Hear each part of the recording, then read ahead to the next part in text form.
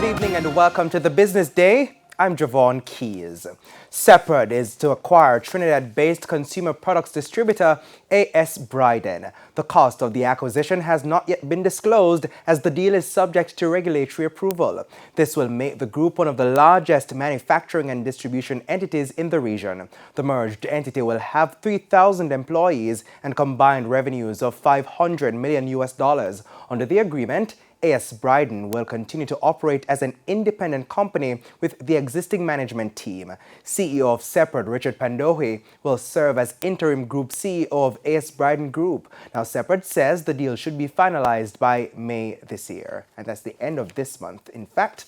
Now onto the global markets. Oil prices globally rose sharply today after the European Union (EU) unveiled a plan to phase out Russian oil, triggering concerns over tight supplies. U.S. West Texas Intermediate crude for June delivery increased by $5.40 or 5.3% to settle at $107.81 per barrel. Brent crude for July delivery increased by $5.17 to close at $110.14 per barrel. Now, the European Union Commission President Ursula von der Leyen said today that the EU will phase out Russian supply of crude oil within 6 months and refined products by the end of the year. Now, the plan is part of a sixth package of sanctions targeting Moscow over its military operation in Ukraine.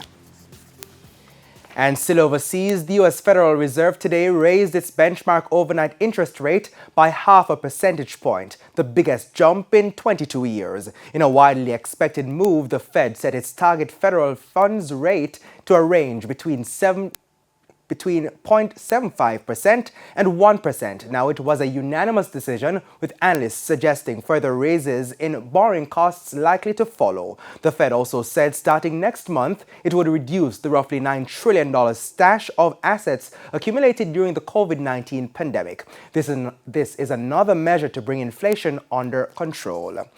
Now back home, the U.S. currency is being sold for an average $155.70. $122.08 is the going rate for the Canadian dollar, $195.79 for the pound, while the euro is selling for an average $167.75.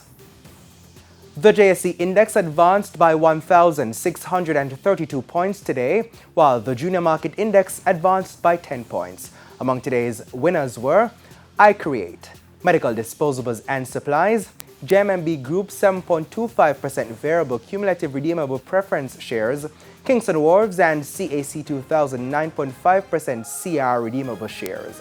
While on the losing side were First Rock Capital Holdings US dollar shares, First Rock Capital Holdings ordinary shares, Productive Business Solutions 9.75% shares, Cygnus Real Estate Financial Jamaican dollar shares, and Jetcon Corporation. And that's it for the Business Day. I'm Javon Key. Stay with us. Janella will have the regional and international stories after the break.